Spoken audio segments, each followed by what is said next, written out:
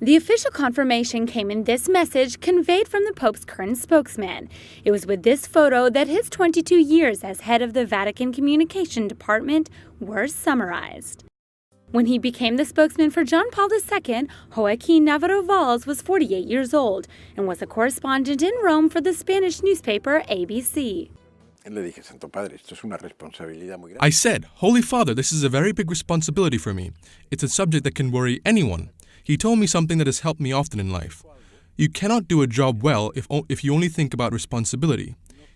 If you're only thinking about responsibility, then you feel like you're tied up, like locked inside that responsibility. It was a very wise advice that has helped me many times, and I have gained a lot during those 22 years working with him. He professionalized and expedited the way of communicating from the Vatican. Thanks to his exceptional harmony with the Pope, he quickly became one of his main collaborators. He had hundreds of stories from those years and was part of the Vatican delegation for the summits on population and women in Cairo and Beijing. He also paved the way for John Paul II's trip to Cuba. I remember the afternoon in which we had already ended the journey. We were at the airport to take the plane.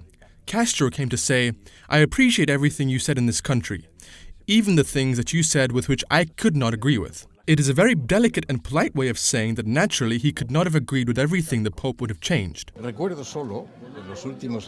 I remember during the last years of his life, when we were in the mountains, especially in the summer. I once took a photograph for some of the newspapers that had asked for it. Parkinson's disease had made John Paul II, who always had an expression and was always smiling, lose his smile. At least externally. Then, remembering that he was very fond of circus clowns, I sometimes put on a fake red clown nose. I would say, Holy Father. He would then look at me, and during these moments was when he would laugh. Then I would take a photograph and thus could give the press a photo of the Pope on those occasions. Journalists saw his most human side when his voice cracked while explaining John Paul II's medical situation. El Papa lúcido, extraordinariamente sereno, con la logica relativa a difficoltà di respirare. Immagine nuova. Difficoltà respiratoria, logica. Se ci sono altri aggiornamenti poi ci teniamo in contatto. Comunque, come sapete, la sala sarà sempre aperta.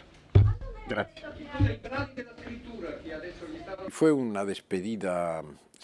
It was a silent farewell. There was no need for words. He looked at us in the eyes. Everything was already said. It wasn't necessary to try and say anything. The next day, less than 24 hours later, he died. He was also the face of the Vatican during the vacant papal see and during the conclave that elected Benedict XVI. For a year, he was the spokesman for the new pope and accompanied him in his first steps and travels. In the wasteland of deep thought during our era, the voice, the word, the conceptual richness of Benedict XVI is filling an era. Although he was Spanish, his city was Rome. It is here he will also be buried, and with him, an important chapter of the history of the Vatican.